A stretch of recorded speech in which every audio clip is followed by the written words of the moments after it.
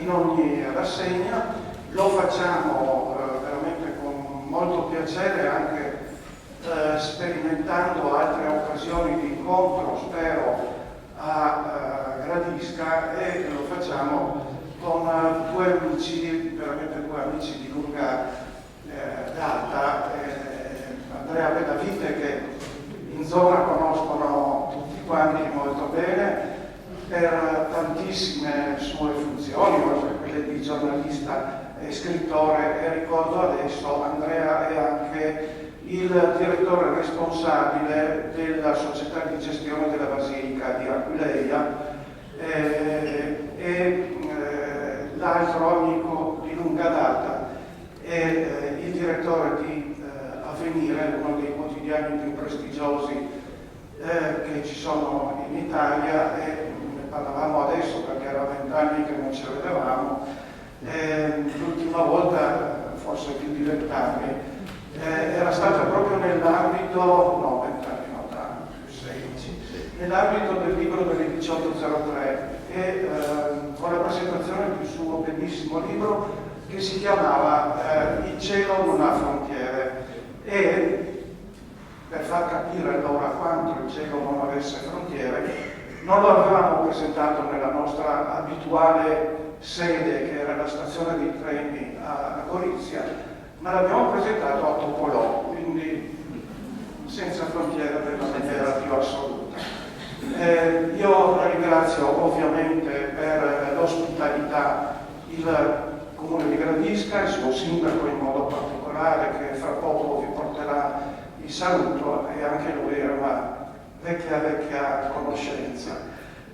Io vi invito magari a vedere le locandine che abbiamo diffuso, oppure i roll-up, per farvi incuriosire dai prossimi appuntamenti che il libro delle 18.03 avrà. La prossima settimana ce ne saranno 2, e poi l'ultima settimana altri 2, e per quest'anno chiuderemo qua.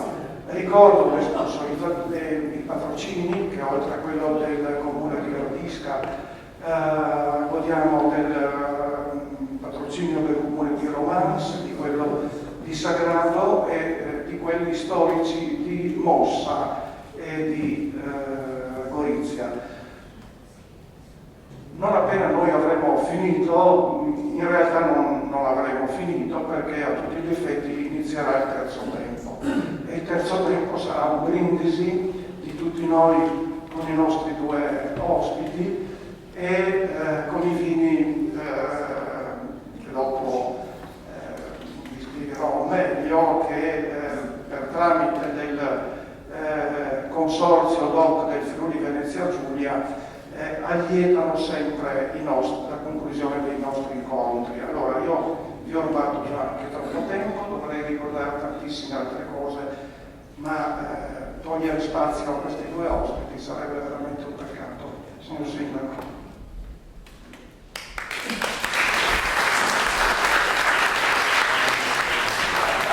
Grazie Presidente, e anche vi do il benvenuto. Per me è un piacere ospitarvi qui nella nostra sala del Consiglio Comunale, quindi un benvenuto a tutti da parte mia, e con me anche l'assessore alla cultura Marco Zanola, qui che vi diamo il benvenuto. Do un benvenuto naturalmente all'associazione Il Libro delle 1803, quindi al Presidente e a tutto il suo staff, e un benvenuto, un saluto anche ai relatori di questa serata, e quindi Andrea Bellavite e Marco Girardo, che ho conosciuto, ricordavamo prima, in altre circostanze, ma per me oggi è un piacere potervi salutare, perché nel nuovo ruolo di sindaco della città, ecco, ricordavamo prima che da giugno appunto ho questo nuovo compito di cui sono onorato, e quindi ho il piacere di salutarvi come padrone di casa della città. Allora, la rassegna Il Libro 1803 credo che sia una rassegna molto importante, una rassegna itinerante che viaggia sul nostro territorio e crea importanti momenti di riflessione su tematiche molto importanti, e lo fa, come in questo caso, anche con degli illustri relatori. Quindi sia un appuntamento importante per i territori, perché fa sì che si vada ad accrescere quello che è il livello di conoscenza e culturale dei territori in cui diciamo viene presentato. Io devo fare applauso al Presidente Polli e a tutto il suo staff per diciamo, il valore che ha raggiunto questa rassegna, e lo vedo anche dalla presenza di tante persone. Io credo che sia una rassegna di grande qualità, quindi mi compiaccio, e credo che sia il frutto anche di un importante lavoro che deriva dalla conoscenza, dalla competenza e dalla passione che muove questa associazione e tutte le persone che collaborano con essa. Quindi da parte mia come rappresentante del Comune di Gradisca voglio chiarire che per noi è veramente un piacere avervi qui, e già vi invito per quella che sarà una prossima edizione, magari primaverile, quindi saremo ben contenti di avervi qui a Gradisca, per me e per tutta la comunità che ho l'onore di rappresentare. L'appuntamento di questa sera vedo che ci riporta in maniera forte già a quello che sarà un evento importante del prossimo anno, cioè Go 2025, quindi andiamo a parlare delle due Golizie, ma lo facciamo come due città in una, e quindi già ci riportiamo ai valori di unità, di coesione, i valori di lavorare assieme verso un futuro per tutte le nostre comunità. Quindi sono molto curioso di sentire anche quello che avranno da dire l'autore del libro e il direttore dell'Avvenire. Quindi io non mi dilungo oltre, voglio ringraziare tutti voi per essere qui presenti, mi fa molto piacere, ringrazio l'associazione Il Libro delle 18.03 e ringrazio i relatori per essere qui oggi con noi. Quindi buon proseguimento e buon ascolto a tutti.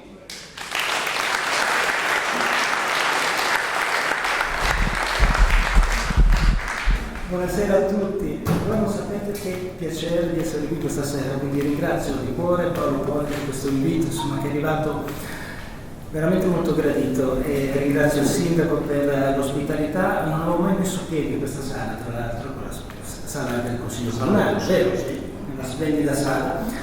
E poi magari Andrea mi racconterai cosa sono questi dipinti, perché sì, conosci tutto intorno.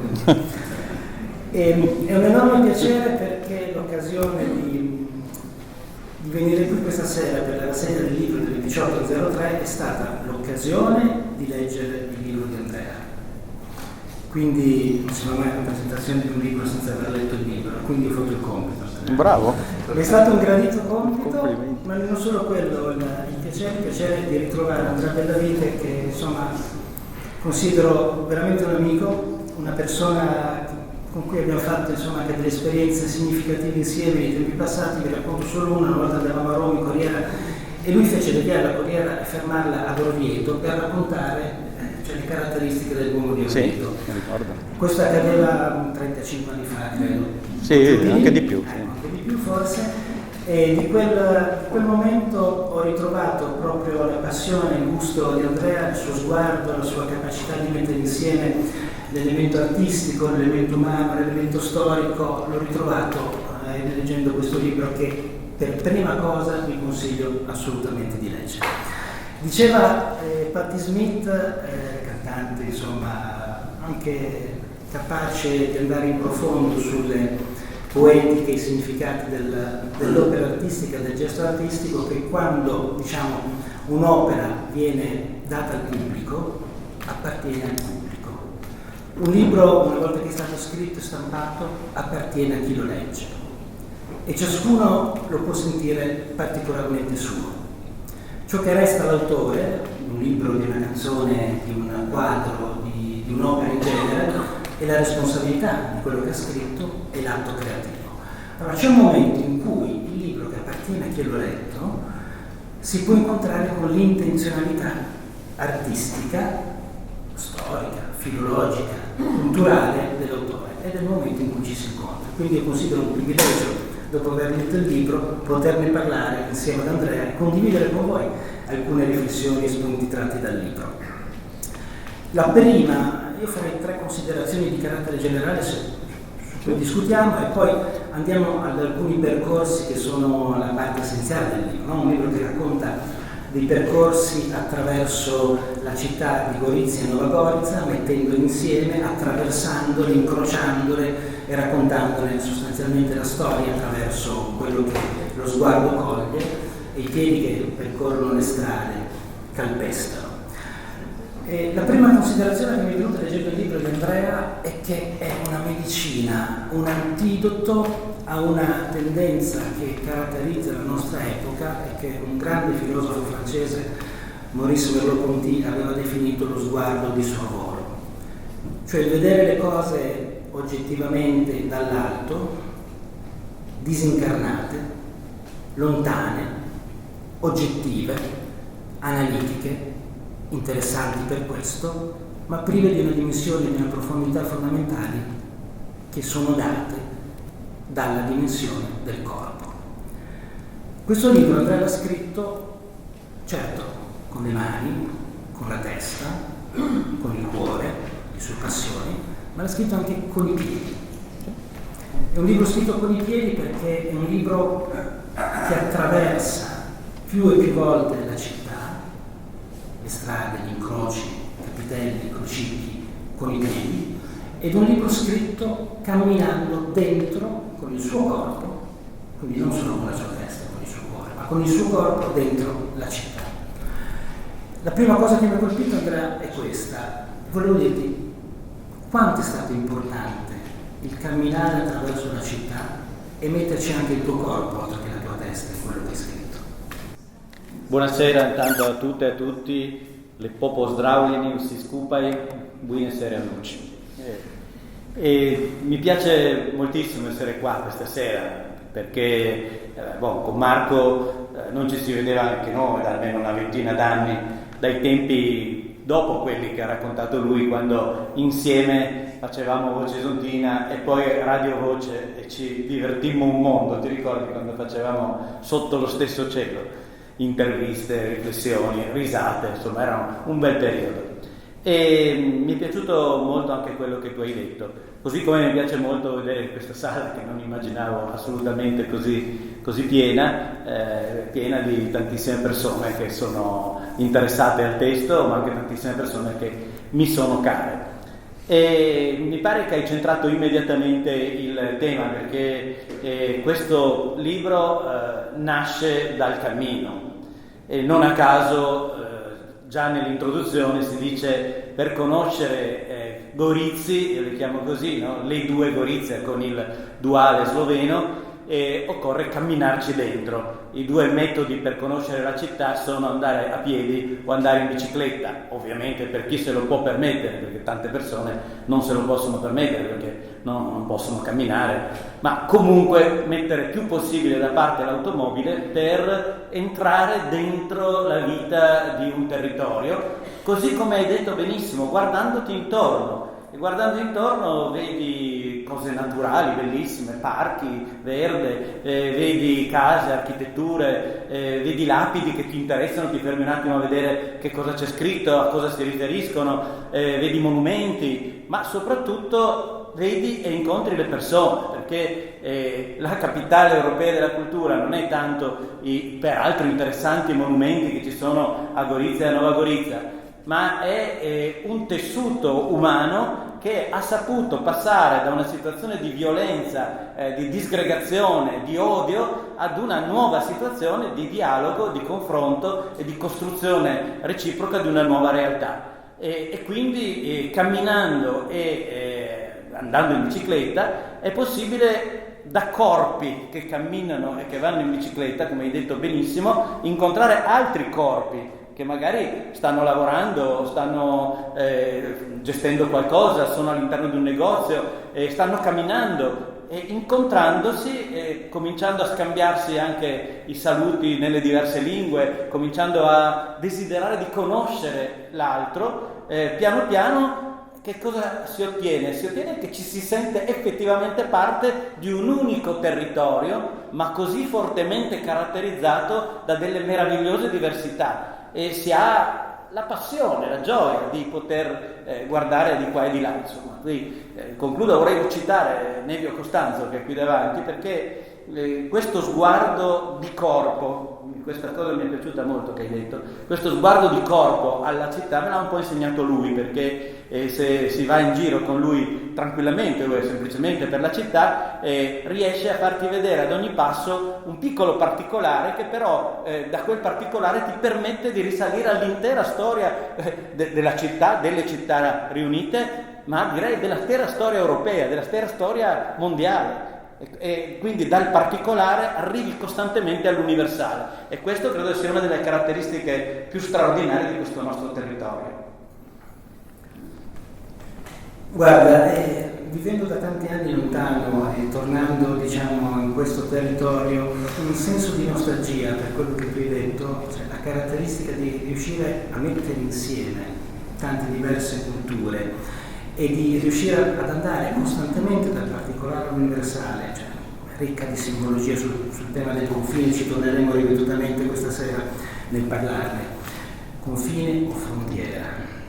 Su questo, insomma, grazie anche a Paolo Poli che ha ricordato su un libro che ho scritto un po' di tempo fa che si chiama appunto Il cielo non tiene frontiera, opera di un fotografo spagnolo messa dentro un cippo nel piccolo villaggio ideale di Topolò. Tra l'altro la macchina fotografica dentro questo cippo è puntata verso il cielo, non da lì non tenere frontiere, ma su questo ci torneremo. Mi soffermo ancora su questo aspetto del camminare, perché è un invito, diciamo, a leggere il libro di Andrea proprio camminando per la città di Gorizia, che è il metodo migliore per farlo.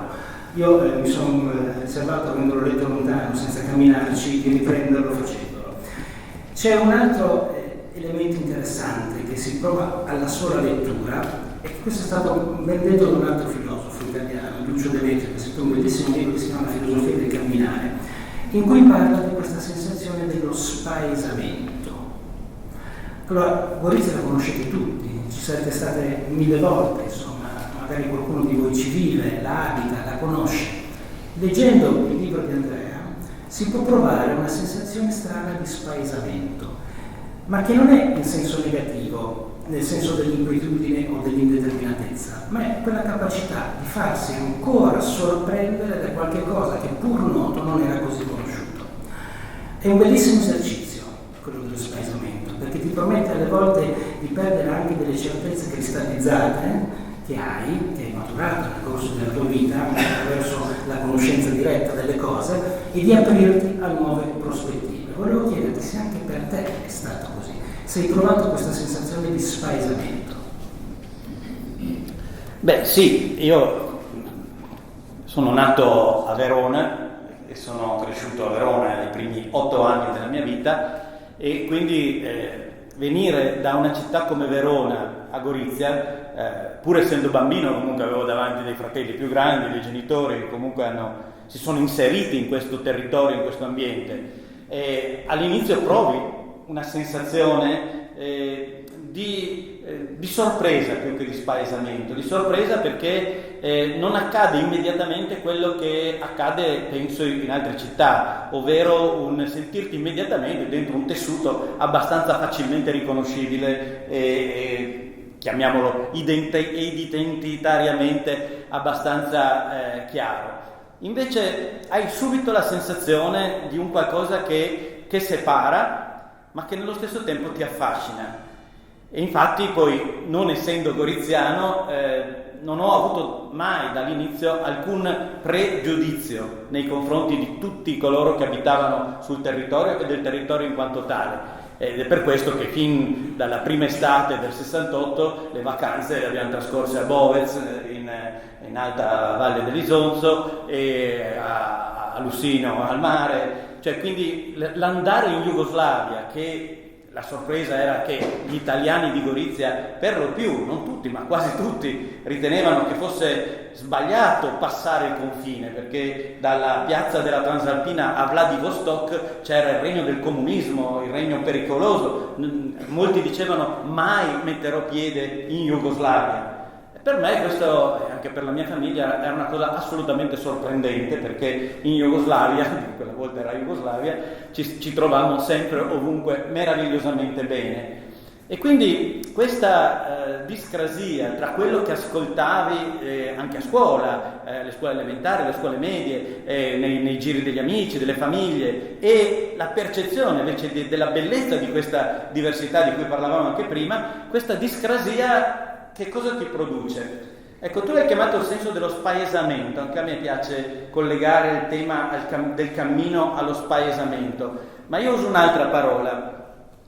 Mi cito in un testo che ho scritto sul senso del camminare, perché camminiamo nella vita. Secondo me la parola è il desiderio. Perché camminiamo? Perché desideriamo, cioè secondo questa poetica etimologia desiderare significa essere privati dei sidera, cioè delle stelle, e quindi hai bisogno di ritrovare un senso dell'orientamento, hai bisogno di ritrovare le stelle, e questa ricerca della stella che in questo momento non ce l'hai, che in questo momento non ti indica la direzione, ti spinge continuamente a cercare. E ogni volta che trovi poi ti accorgi che ciò che cercavi non era ciò a cui sei arrivato, il tuo punto di arrivo non era la tappa che avevi previsto per quella sera di cammino, ma il tuo punto di arrivo era come diceva Montale, più in là, sempre più in là. E così Gorizia e Nova Gorizia. Io ci abito appunto da quasi 60 anni e devo dire che non si è mai sopito in me questo senso di desiderio, che trovo molto vicino al senso di spaesamento a cui facevi riferimento tu prima. E anche questo libro è un libro che esprime desideri, il mio desiderio, per il quale ho lottato, ho combattuto, per il quale ho vissuto. La capitale europea della cultura è un sogno. Nel 68 chi mai avrebbe potuto immaginare che la Slovenia sarebbe diventata indipendente, sarebbe entrata nell'Unione Europea, sarebbe entrata in Schengen? Chi avrebbe mai potuto immaginare che Nova Gorizia con Gorizia sarebbero diventate capitale europea della cultura? E questo è il frutto del desiderio non solo mio, ma di tanta gente che veramente si è spesa per arrivare a questo risultato, rischiando anche di persona. Ma sono sicuro che l'anno prossimo io non avrò il tempo probabilmente per farlo, ma scriverei un altro libro completamente diverso da questo, perché la meta non era la capitale europea della cultura, ma la meta era ancora più in là, molto più in là. E in questo senso credo che il cammino diventi veramente il simbolo di ciò che stiamo vivendo in questo periodo. Citare questo periodo e rimaniamo ancora su considerazioni di carattere generale prima di tuffarci in alcuni percorsi proprio che sono suggeriti dal libro e che sono il metodo migliore per leggerlo, no? Potete scegliere uno a caso di quelli suggeriti, cominciare da lì, cominciare dall'inizio, ma non è importante seguire la cronologia dei percorsi suggeriti, perché ogni punto, un gioco quasi di cammini che si incrociano, ti riporta ad altri, ti rimanda ad altri. Ma rimanendo sui temi generali, citavi appunto il tema del confine. Viviamo in un periodo in cui i confini stanno tornando prepotentemente, i muri stanno tornando, siamo in una fase storica che va nella direzione opposta del percorso che tu hai tracciato dal 68 ad oggi. Inimmaginabile di avere una città come Gorizia, Nova Gorizia, senza un confine in mezzo, una città che era stata costruita, insomma, a un certo punto dopo il secondo conflitto mondiale come un simbolo, no? Delle città divise e dei confini, che è stata attraversata nella storia 1000 volte da questo tema del confine. C'è una differenza sostanziale che tu intercetti, e anche nella bellissima prefazione del libro è ricordata, che è la distinzione tra il confine e la frontiera. I confini possono essere, diciamo, considerati come confini osmotici che permettono il passaggio, che servono a preservare, a definire anche una certa identità culturale, ma diventano frontiere, quindi diventano aperti quando, preservando alcune identità culturali, permettono anche l'osmosi, lo scambio, l'attraversamento. Questo nel libro si legge molto, la differenza tra il concetto di confine e il concetto di frontiera. In questo momento storico credo sia importantissimo ribadirlo in maniera molto forte. Sì, io aggiungo anche una particolare dizione del termine confine, no? Che si allaccia e va di parallelo con quello che dice Floramo sulla frontiera. La parola finis in latino significa la fine, il punto a cui arrivi e ti devi fermare, finisce anche la vita, la fine. Però il termine finis significa anche il fine, cioè l'obiettivo verso il quale si tende.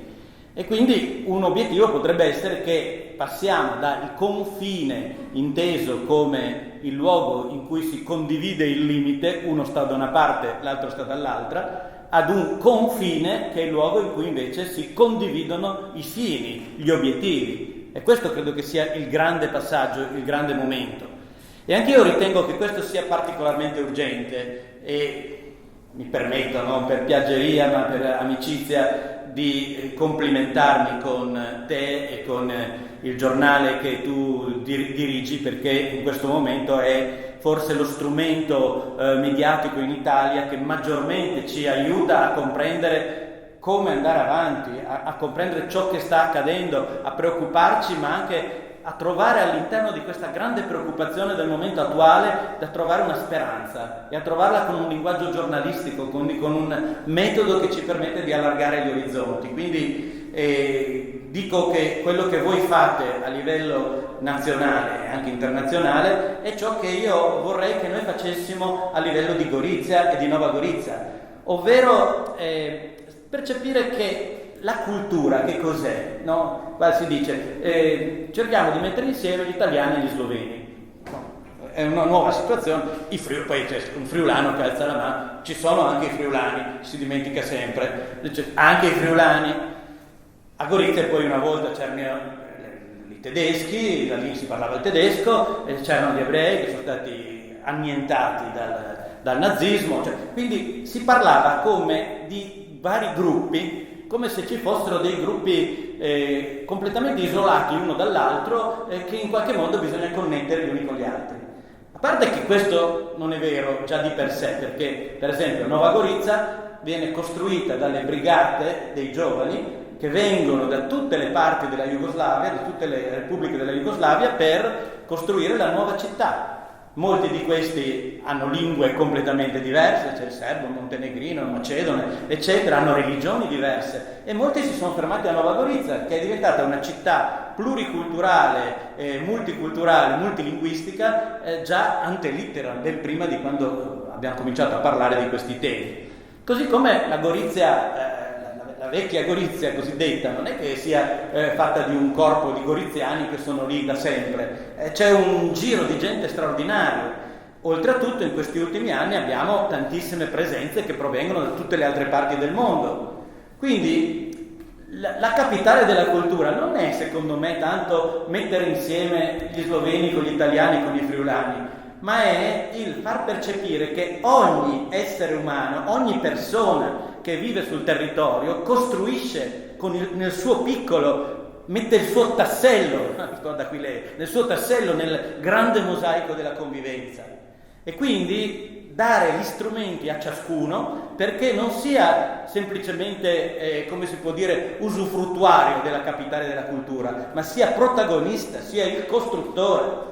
Questo credo che sia un punto fondamentale, perché la cultura non è anzitutto la cultura italiana, quella slovena, quella friulana, come se fossero compartimenti stagni. La cultura è ciascuno di noi, che ha dentro di sé una mescolanza straordinaria di realtà.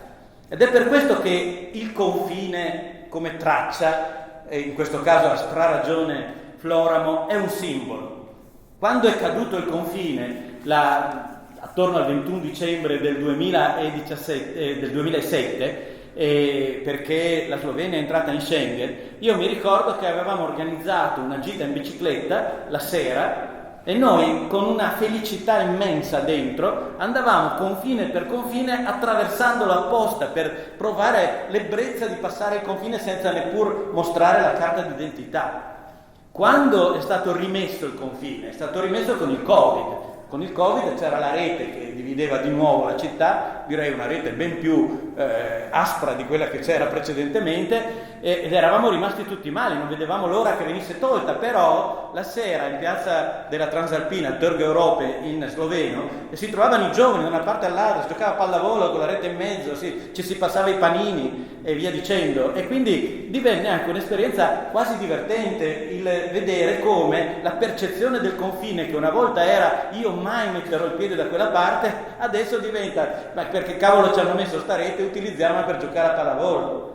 Molto più seria è la situazione attuale, il fatto che sia stato ripristinato Schengen e che noi possiamo constatare a Gorizia e a Nova Gorizia, passando il confine, che ci sono di nuovo i militari che lo presidiano, e lo presidiano non per il Covid o per far passare i bacilli, lo presidiano per non far passare dei poveri cristi che passano tutti i Balcani rischiando la vita nei boschi, nelle montagne, nei fiumi, per poter avere una vita migliore, sopravvivere e far sopravvivere le loro famiglie, e quando arrivano qua vengono presi, portati a Gradisca nel CPR, nel centro per il rimpatrio, e poi ordinariamente rispediti chissà dove. Questo a me pare che sia uno scandalo, che difendiamo i confini, dice qualcuno, ma difendiamo i confini da chi? Dai carri armati? Dalle mitragliatrici, dai bazooka? No, difendiamo i confini della povera gente che arriva seminuda a Trieste o a Gorizia con le piaghe nei piedi e che poi lasciamo dormire sotto la pioggia nella piazza della Casa Rossa o al Silos di Trieste, che è diventato uno scandalo ormai internazionale. Ecco, questi sono i confini che bisogna togliere, che bisogna assolutamente eliminare, e noi diventiamo capitale europea della cultura e ci crediamo a Gorizia, ci credono, e come a Nova Gorizia, ci crediamo, anzi qua e là a Gorizi, ci crediamo, e come? Però, anche se ci crediamo, vediamo che proprio come regalo da parte di chi dovrebbe aiutarci a vivere questa grande annata, ci viene fatto chiudere il confine. Io credo che questo sia veramente uno scandalo.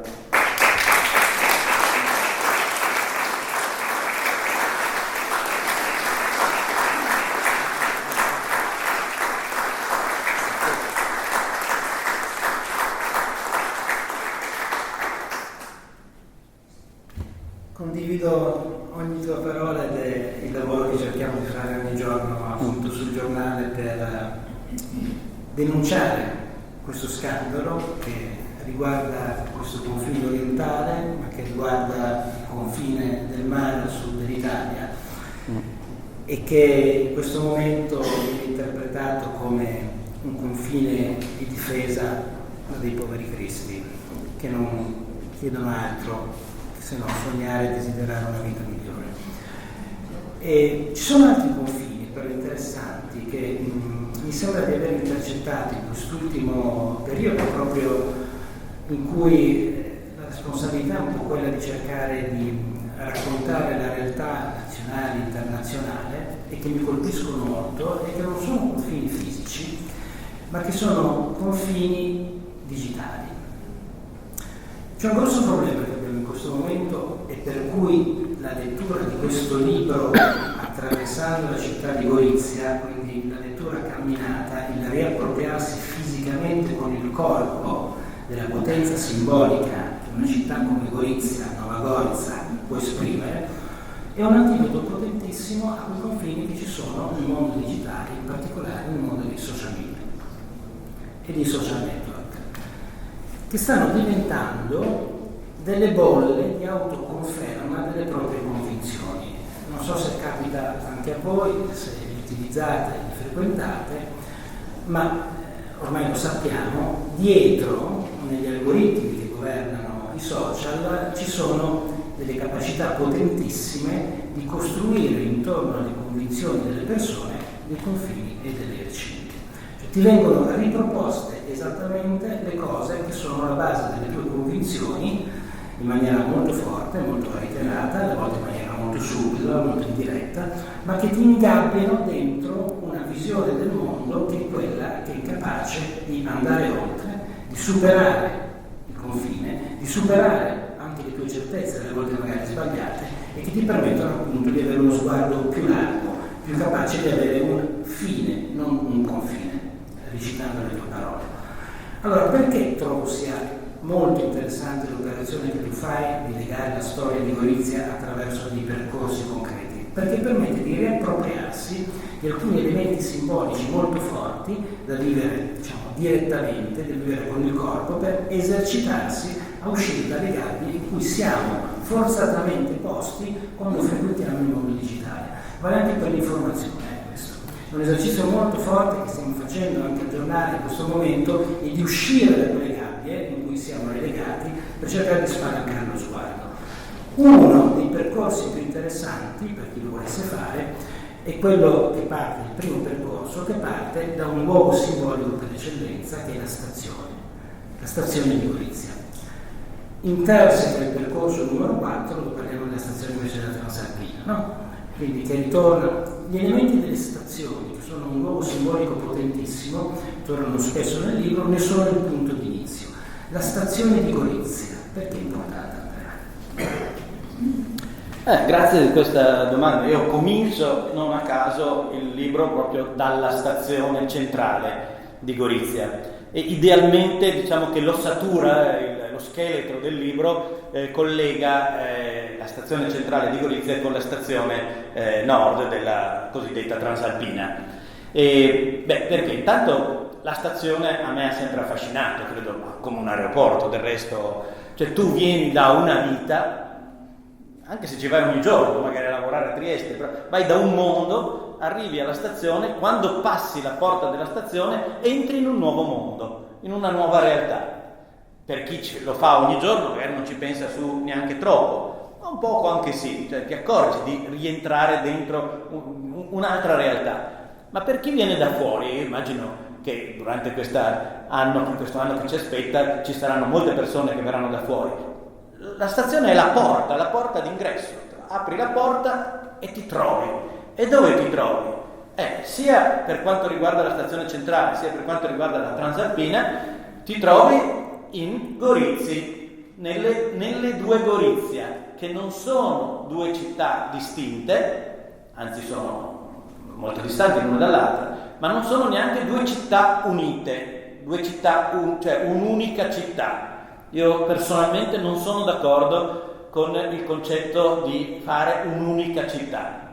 Sono invece due città congiunte.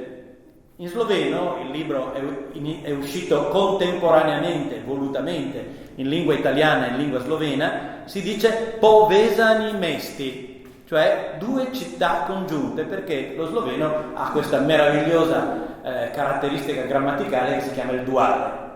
Ecco, allora sono due città congiunte, e due città congiunte cosa sono? Non una realtà uniforme, due persone che si congiungono perché si amano, per qualsiasi altro motivo. Due persone che si congiungono non perdono la loro essenza, ma costruiscono una cosa nuova insieme al congiunto, e questa cosa nuova che costruiscono insieme valorizza entrambe le persone. Così Gorizia, no? Gorizia e Nova Gorizia sono due città diverse che si congiungono, congiungendosi formano una nuova realtà. Questa nuova realtà valorizza sia l'una che l'altra. Le due stazioni sono un'esemplificazione straordinaria di questo. Infatti tanti miei amici propongono di creare la cosiddetta ciclovia della cultura, cioè un percorso che congiunge, di nuovo congiungere le due stazioni, e attraverso questa congiunzione recuperare tutto il senso del territorio. Io esco nella piazza di Gorizia, mi giro, intanto guardo la stazione, costruita nel 1860 dalla famiglia Ritter, che è venuta dalla Germania, che ha portato tra l'altro il protestantesimo a Gorizia, che era stato espulso dopo la straordinaria predicazione di Primo Strubar dopo la metà del XVI secolo. I Ritter costruiscono le prime industrie goriziane e rendono possibile fare di Gorizia una città industriale. Senza i Ritter forse Gorizia oggi neanche esisterebbe. E quindi pensiamo ai Ritter. Costruiscono la ferrovia che avrebbe dovuto passare da Fogliano a Cormons tagliando Gorizia, e invece grazie a loro fa questa strana curva che si vede anche sulla carta geografica e che ci fa dire, ecco, questa famiglia venuta dalla Germania ha portato questa grande ricchezza alla città di Gorizia. Si esce dalla stazione e ci si gira a sinistra, anzi prima ci si gira a destra e si vede una targa dedicata ad Aurelio Baruzzi, che è il primo italiano entrato a Gorizia l'8 agosto del 1916, dopo le varie battaglie di Gorizia che hanno provocato qualcosa come 200.000 morti italiani e altrettanti nell'esercito austro-ungarico. Un disastro completo di cui vediamo ancora i segni, perché trovano le bombe a ogni costruzione che viene realizzata.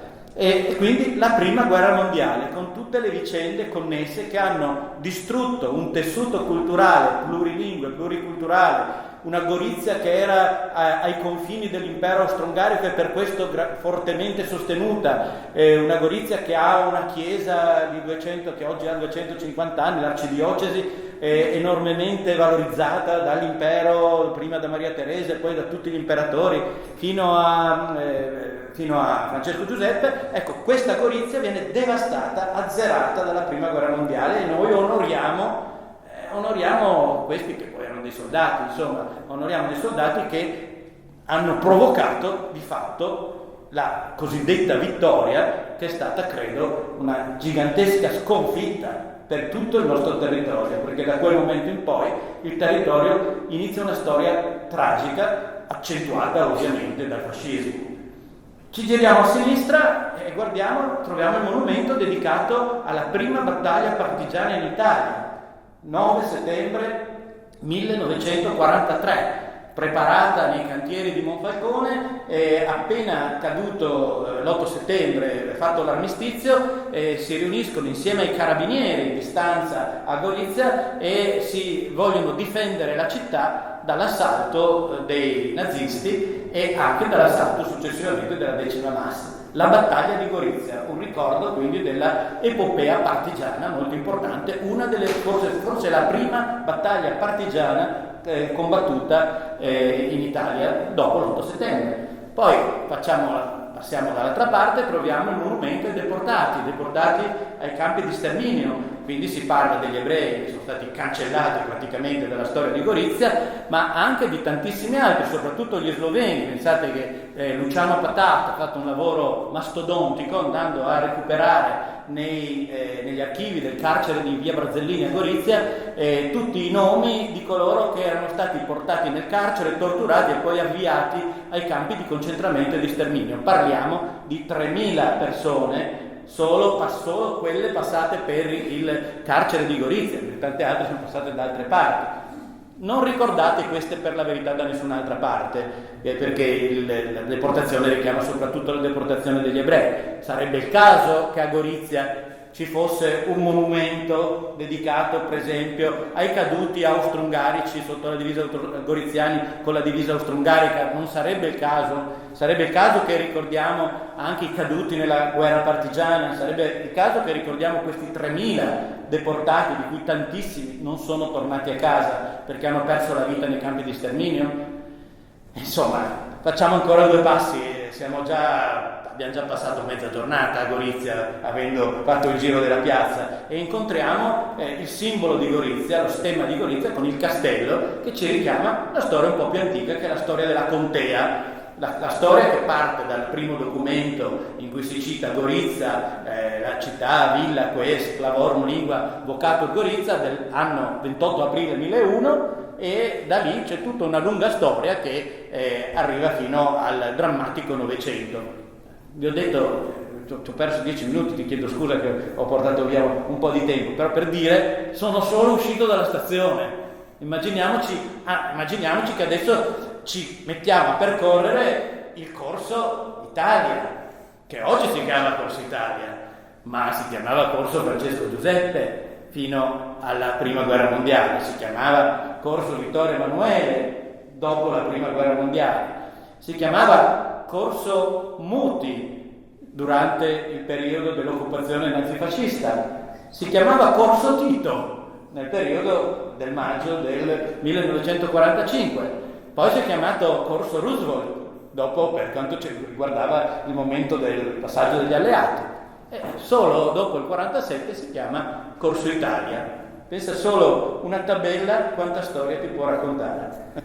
Abbiamo fatto 30 metri, perché siamo usciti dalla stazione centrale e siamo arrivati fin lì, quindi sono le primissime pagine del libro. Allora facciamo un salto, saltiamo Corso Italia e andiamo in una delle vie forse più rappresentative di quell'atmosfera che tu citavi prima, insomma, caratterizzante Gorizia, Austro-Ungarica, con il commercio, con la cultura, con i circoli letterari, con i circoli di lettura del padre di Stetter, cioè andiamo dentro via Rastello, via delle Monache, ci portiamo in quella parte lì di Gorizia.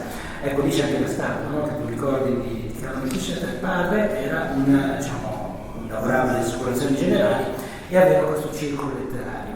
C'è un profumo di cultura a Gorizia che si respira ancora. Assolutamente. Ma tu hai citato Michael Stetter. Michael Stetter è stato un personaggio straordinario. Pensate, una classe del liceo all'inizio del Novecento a Gorizia, del liceo classico che mio onore di aver frequentato, e in una classe tu trovavi Carlo Michael Stetter, Enrico Mreule, Nino Paternolli, Biagio Marin che arriverà un po' dopo, cioè, pensate che roba, e questi si chiacchieravano fra di loro parlandosi uno in greco e l'altro rispondendo in latino, oltre che conoscendo benissimo tutte le lingue del territorio. Erano dei geni. Michael Stetter credo che sia uno dei più importanti filosofi del centro Europa, forse poco studiato nel goriziano ma molto conosciuto altrove. In qualsiasi facoltà di filosofia si parla della retorica e la persuasione di Michael Stetter, che tutti noi dovremmo recuperare perché è interessante. Il retorico chi è? Ecco, lui dice, Michael Stetter, che vive apparentemente, vive come se fosse già morto. Perché? Perché fa tutto quello che gli altri dicono che lui deve fare. Invece il persuaso è quello che vuole aggredire la vita, vuole vivere ogni istante con tutta l'intensità possibile e immaginabile, come non ricordare Hofmannsthal, Kafka e tutti gli altri grandi autori di quel periodo, no? E è un periodo così particolare, sta finendo un impero austro-ungarico, si percepisce, si respira. Simon Gregorcic 40 anni prima della prima guerra mondiale già preconizza nella sua poesia all'Isonzo il disastro che sta per avvenire, e dentro questi momenti come il nostro che viviamo adesso, no? di grande passaggio, di grande transizione, emergono le figure degli intellettuali più potenti che ti danno gli strumenti per chi li sa ascoltare per poter affrontare la vita. E Michael Stetter ti dice: vivi da persuaso, non perdere neanche un istante, non vivere come se fossi morto, vivi e gestisciti anche la morte, tanto che io ritengo che il suo suicidio sia stato un atto per affermare la potenzialità della vita fino al punto di voler decidere anche della propria morte, quindi un'azione essenzialmente filosofica. Ma pensate che un altro esempio, grazie a Dio, Isaia Ascoli, uno dei più grandi glottologi del XIX secolo, a cui è dedicata una via, ebreo, anche lui viveva, la casa c'è ancora, la casa Ascoli, in via Ascoli, e Ascoli ha lavorato sulle lingue, ha studiato le lingue minoritarie, ha studiato le lingue della Polinesia, ha inventato tra l'altro anche il concetto di Venezia Giulia, grazie a Dio, Isaia Ascoli. E ha vissuto un po' a Gorizia, ma la maggior parte del suo tempo a Milano. Interessante che a 300 metri di distanza in linea d'aria c'è il convento della Castagnavizza, dove c'è stato un frate per 42 anni che si chiamava Stanislav Shkrabec. Questo è considerato forse il più grande linguista del XIX secolo. E lui nel convento ha cominciato a studiare tutte le lingue del mondo, a cercare di capire le dinamiche che stanno sotto la lingua, e poi era anche un appassionato di orticoltura e ha messo in piedi un roseto che si chiama, dove ci sono le rose Bourbon, vengono da tutta Europa all'inizio di maggio a visitarle, perché lui è come se ritenesse che le lingue del mondo sono come un meraviglioso giardino, come un meraviglioso roseto. Non è bella l'uniformità, è bella la diversità. E per potersi capire, valorizzando la diversità e la specificità di ciascuno, inventiamo anche una lingua franca che sia per tutti. È la chiamata l'eulalia, la bella lingua. Cioè, due personaggi tra i più importanti linguisti del mondo del XIX secolo vivono a 300 metri di distanza, probabilmente non si sono mai incontrati. Questo è per dire il clima culturale. Per respirare questo clima culturale io consiglio a tutti, se non l'avete già fatto, di andare al cimitero ebraico. Ce n'è uno che qua a Gradisca, tra l'altro molto affascinante e molto interessante, ma questo di Rosna Dolina, dopo il confine della Casa Rossa, è veramente straordinario. Ci sono dei simboli bellissimi, tra l'altro molto simili alcuni a quelli che troviamo ad Aquileia, Giona che viene rigettato dal pesce sopra, dove noi mettiamo la croce o la mezzaluna per chi è musulmano, e loro mettono nel cimitero di Rosna Dolina Giona che viene rigettato dal pesce. È vero, sei morto come Giona, però sembrava che fosse morto quando l'ha inghiottito il pesce, ma invece non è andata così. Un'apertura straordinaria alla speranza. E c'è la tomba di Carlo Michestetter che è piccolina così, no? E dietro c'è la tomba di suo padre Alberto, che è il triplo più grande. Sembra quasi che il padre lo voglia tenere sotto controllo, tenere sotto il suo sguardo. E sulla sua tomba avevano seminato un albero giapponese molto particolare che crescendo forma una specie di mano con 5 rami che si tendono verso il cielo. Io ho visto la tomba di Michestetter sotto questo albero che sembrava proprio come un grido verso l'infinito, un lancio verso l'infinito. Poi in una delle tante ristrutturazioni che hanno fatto, probabilmente hanno ritenuto che l'albero non facesse vedere bene le tombe e hanno pensato che li ritagliavano. Queste sono, diciamo, tutte le chicche che trovate dentro il libro di Andrea, ripercorrendo attraverso i percorsi, camminandoci intorno, da appunto una statua si passa a una tomba, a ricostruire l'atmosfera di un periodo, tra l'altro quello è il periodo tra fine 800 e inizio 900, che Gorizia veramente pullulava di cultura, ma non solo umanistica, letteraria, scientifica. In quel periodo viveva a Gorizia uno dei più cari amici di Albert Einstein, Angelo Besso, che in quel periodo lì tratteneva una stretta corrispondenza con Einstein, che stava andando poi negli Stati Uniti, stava scappando e gli raccontava di che cos'era Gorizia all'epoca. Sono lettere affascinanti che non sono state ancora raccolte in un volume, sarebbe un lavoro interessante da fare, che ti suggerisco magari per arricchire ancora la tua preziosa conoscenza di Gorizia. Vado a questo camminare, ho citato Castagnavizzi, insomma un altro degli itinerari ci porta verso Castagnavizzi, ma lì in mezzo c'è se volete, una cosa un po' più curiosa delle altre, con meno storia, ma che ha molta storia dentro. C'è una casupola di quelli transfrontalieri, insomma, della polizia, delle guardie, della finanza, che è stata trasformata in un museo del contrabbando. E si può visitare, vero? Sì, ci sono tante casette di confine, no?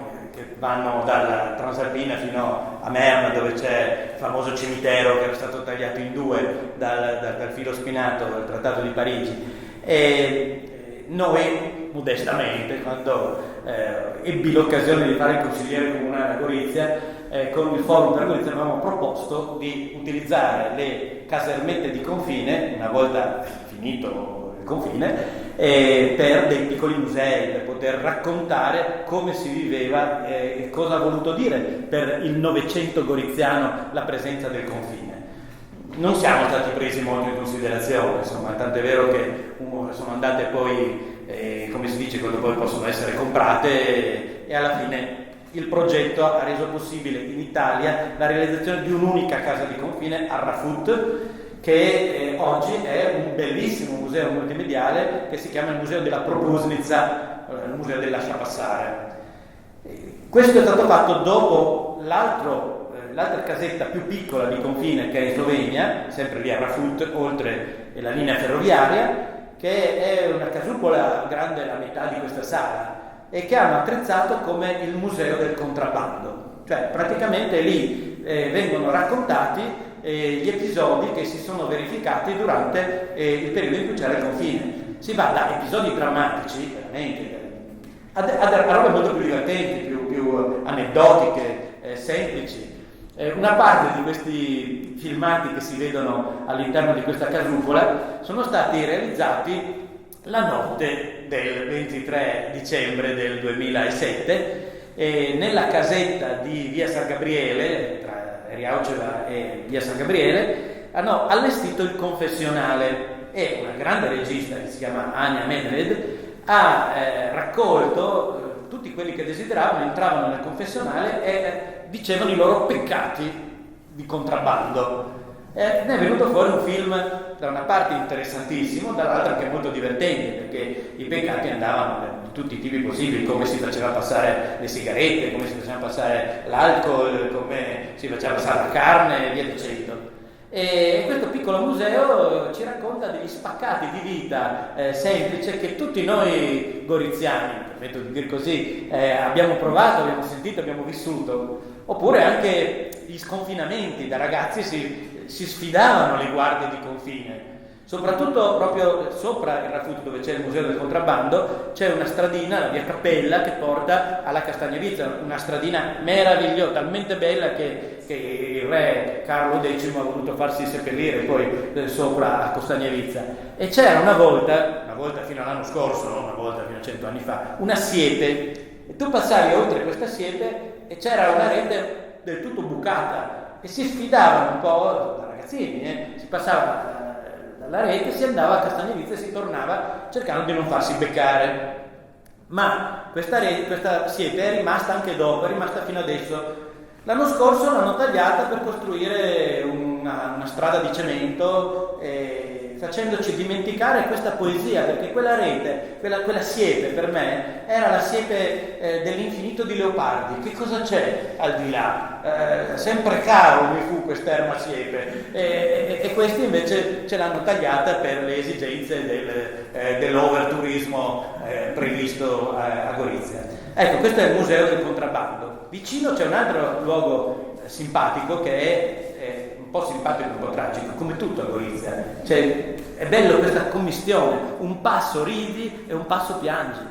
C'è la galleria che era stata costruita per le due linee dalla Transalpina verso Trieste o verso Illossina. Una delle due non è mai stata costruita ed è stata trasformata già a metà degli anni 50 in pista ciclabile, che veniva utilizzata per gli operai che da Nova Gorizia andavano a Sempietere e viceversa. E c'è una lapide entrando in questa galleria che ricorda quanta gente è stata fucilata durante la seconda guerra mondiale all'interno di quella galleria, perché sono le fucilazioni dei partigiani, dei collaborazionisti. È stato il ricordo tragico di un periodo che è stato veramente drammatico. Dopo si va dentro questa galleria, che è stata trasformata in una installazione molto bella con dei specie di fiori di carta illuminati che danno tutta una sensazione di particolare bellezza, e per chi sa vedere c'è una lapide che un poeta, cantastorie sloveno ha dichiarato come la più bella lapide dedicatoria che lui abbia mai visto. C'è scritto nel buio più profondo, devi andarci con la lampadina, io e te qui ci siamo amati completamente nudi. Visto che siamo andati oltre il confine, appunto, siamo arrivati nella parte di Nova Gorizia, a proposito di spaesamento, no? Cioè, prende questa sensazione molto particolare, ha uno sguardo che coglie le geometrie moderne delle costruzioni, dei blocchi, venendo dalla parte, diciamo, più di carattere asburgico di Gorizia, la bellezza dei palazzi. C'è una sensazione di spaesamento, ma c'è anche la possibilità di recuperare la storia, perché c'è un viale in cui ci sono dei busti di bronzo che raccontano in una città nuova questa parte della città, nata solo nel secondo dopoguerra, diventata città nel secondo dopoguerra, raccontano 2 secoli di storia attraverso donazioni di artisti che con questi busti, con questi bronzi, hanno raccontato un pezzo di storia. Sì, qui mi permetto una premessa, no? Perché tante volte quando si parla del Trattato di Parigi si pensa che questo abbia penalizzato soprattutto l'Italia, gli italiani. Ma voi provate a pensare, cioè, tutta la zona adesso sotto la Slovenia, non è solo Nova Gorizia, c'era Salcano, San Pietro, fino ai Gossina, tutta la valle del Vipacco, la valle dell'Isonzo, le montagne, l'altipiano di Tarnova, il Carso Goriziano, eccetera, eccetera. Tutta la gente che abitava in questo territorio aveva in Gorizia il proprio punto di riferimento. C'erano gli uffici, c'erano le scuole, c'erano le amministrazioni, quindi per qualunque tipo di necessità uno doveva venire a Gorizia. Il Trattato di Parigi taglia completamente fuori il centro di Gorizia da questo amplissimo territorio. E come si fa? Dove va questa gente? Per andare a scuola, dove vai?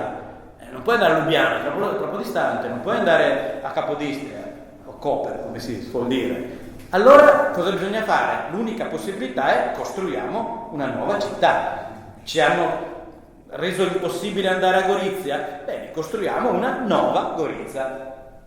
Quindi la storia di Nova Gorizia, che inizia di fatto idealmente nel 1947, le prime case sono nel 1948, con i primi blocchi costruiti sul disegno di Eduard Raunicar, è una storia interessantissima perché permette di vedere gli stili urbanistici e architettonici di 80 anni, di tutta la seconda metà del XX secolo.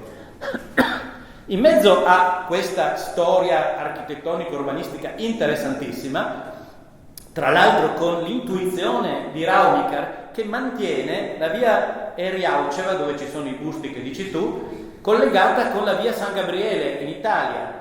Assolutamente non si poteva passare, almeno fino al 52-53, ma lui l'ha lasciata perché diceva, bene, adesso è così, ma verrà un giorno nel quale ci ricollegheremo con la vecchia Gorizia. E allora per il momento lasciamo questa strada, che poi era la strada che conduceva al vecchio cimitero di Gorizia. Lasciamola, anche se sembra una strada a fondo chiuso. Lasciamola, prima o poi si riaprirà.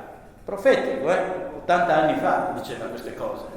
Ecco, i busti collocati su questa Eriauceva sono busti di intellettuali, sono busti di soldati, sono busti di partigiani, sono busti di grandi personaggi che hanno in qualche modo costruito l'identità culturale del territorio. E è molto interessante anche l'analisi dei busti, ovviamente non possiamo farla uno per uno, però ecco, questo ve lo consiglio perché nel libro c'è scritto una breve descrizione di ognuno di questi personaggi, il che rende possibile fermarsi a pensare un po' a queste storie. Di queste storie vorrei dirvene un paio di curiosità. Una prima curiosità è che 4 di questa ventina di busti sono di preti e sono stati fatti tutti nell'epoca della Jugoslavia. Tanto si dice, ma Jugoslavia ce l'aveva con i preti e tutto. Ci sono 4 preti. Uno è Simon Gregorčić, il grande poeta, lo signolo di Gorizia. Uno è Ivan Trinko, che è una figura fondamentale per la comprensione della lingua e della storia del popolo sloveno, soprattutto della Venecia. Uno è Anton Gregorčić e l'altro è Stanislas Škralec. Quindi un'attenzione grande alla cultura indipendentemente dallo spazio vitale da cui emerge.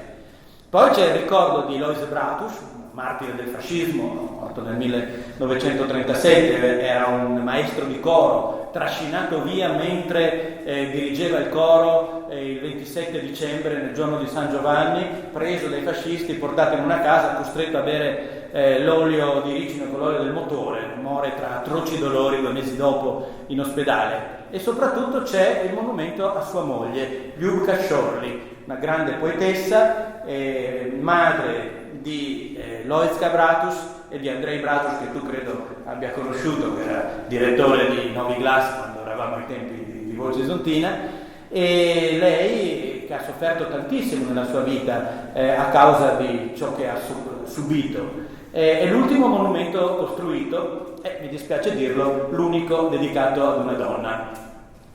Però anche a Gorizia, sulle 150 vie più seguite, frequentate a Gorizia, alle donne sono dedicate 5 su 150. E tra queste 5 c'è anche Via delle Monache, per dire uno. Credo che abbiamo ancora qualche minuto prima di terminare questa presentazione, anche per lasciare, se c'è spazio, qualche domanda, qualche curiosità, insomma, che vi è suscitato nel racconto bellissimo di Andrea, che è un invito, ripeto, a leggere un libro per scoprire un mondo. Torniamo in Italia, passiamo da Palazzo Lantieri, insomma, che ha ospitato altri personaggi illustri, persino un Papa, Pius VI, ci sono stati Goethe, Schiller, Bonaparte, Casanova, eccetera. Adesso ci va a fare l'aperitivo lì, no? Se non sbaglio. Sì.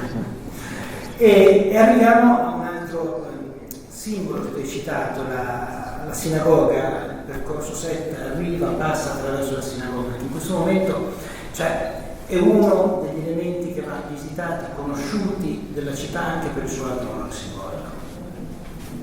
La sinagoga di Gorizia, non lo dico io, ma lo dicono gli esperti, è forse la più bella sinagoga del centro Europa. Purtroppo è chiusa perché bisogna fare dei lavori, mi auguro ovviamente che venga riaperta in occasione della capitale europea della cultura.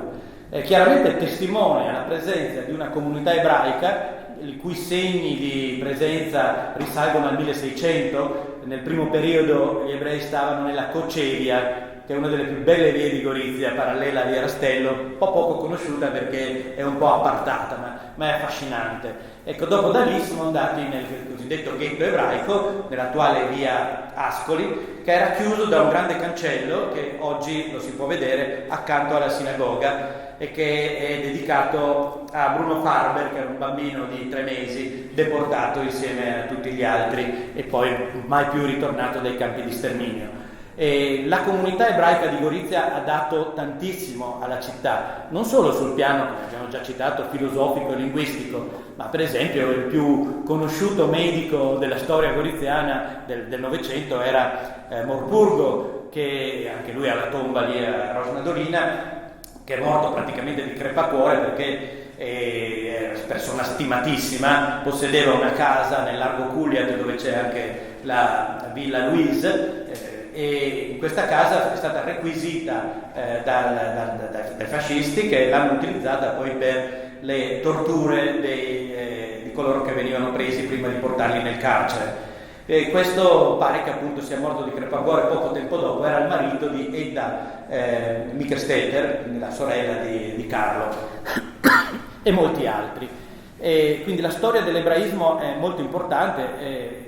Andando per via Ascoli si respira questo clima ebraico. Tra l'altro recentemente, nel 2007, hanno realizzato una specie di grande installazione tipo teatrale, tipo teatro di burattini, nel giardino dietro la sinagoga, con la storia di Esther, che è un libro della Bibbia, così proprio per richiamare quel tempo. C'è stata la deportazione, ma poi gli ebrei si sono salvati. Anche le nostre deportazioni forse ci possono aprire ad una speranza per il futuro.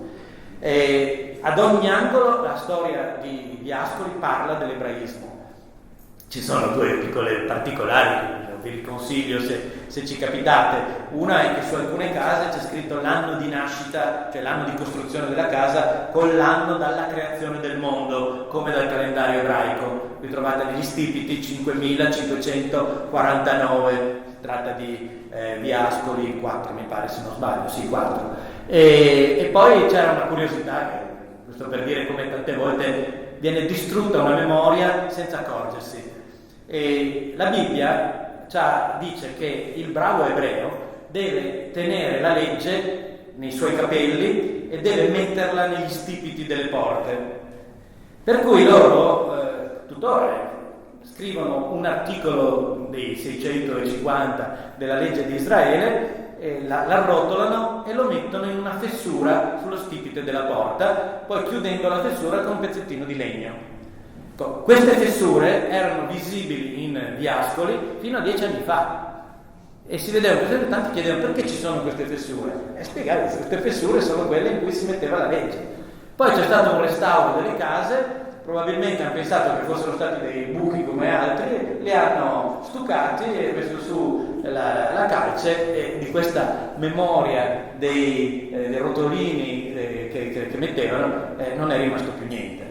Ecco, questa è la storia tragica dell'ebraismo goriziano, cancellato praticamente il 23 novembre del 1944 con un'unica grande deportazione con i camion che hanno preso la gente praticamente durante una cerimonia nella sinagoga, portati nei campi di sterminio. Pochissimi sono ritornati, la comunità è andata avanti ancora per poco. Poi alla morte di Rosenbaum, che era l'ultimo rabbino, non c'erano più i numeri ed si è trasferita nella comunità di Trieste. Ecco, questo per dire che altro che per noi Gorizia la memoria di ciò che è accaduto agli ebrei è vivacissima, è fortissima, è grandiosa, perché l'antisemitismo è una piaga spaventosa, un veleno dal quale veramente bisogna tenersi il più lontano possibile. Altra cosa è ritenere che ciò che sta accadendo adesso sia una tragedia pazzesca e che un genocidio di questo tipo per me non c'entra nulla col fatto che sono ebrei o non sono ebrei, c'entra col fatto che è una politica criminale che sta portando nel mondo tanta sofferenza, soprattutto la più grande e tragica sofferenza, quella che vediamo ogni giorno nei bambini.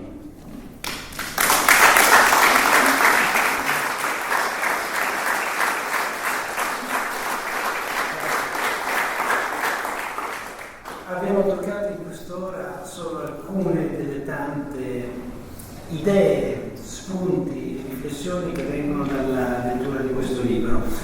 E lo dico proprio perché così è stato per me, ma ha suscitato una nostalgia di Gorizia fortissima e potente, perché c'è una ricchezza veramente, una profondità, non solo nel libro di Andrea, ma nella città stessa che sta per diventare capitale della cultura europea, che merita di essere riscoperta. E credo quanto più sarà riscoperta da chi vive qui in questa terra, quanto più sarà riscoperta, quanto più riuscirà ad essere trasmessa a chi verrà, perché verranno in tanti, a visitare e scoprire la ricchezza di Gorizia. Grazie Andrea per aver pubblicato questo libro, per averlo scritto, e grazie a voi per averci ascoltati questa sera, per aver ascoltato Andrea. Non so se vogliamo fare qualche domanda, se c'è qualche curiosità o se vogliamo chiudere qui. Chiudiamo qui? Bene, grazie. Grazie anche da parte mia, grazie mille Marco, sono felicissimo. E se posso darvi un consiglio, leggete ogni giorno Avvenire.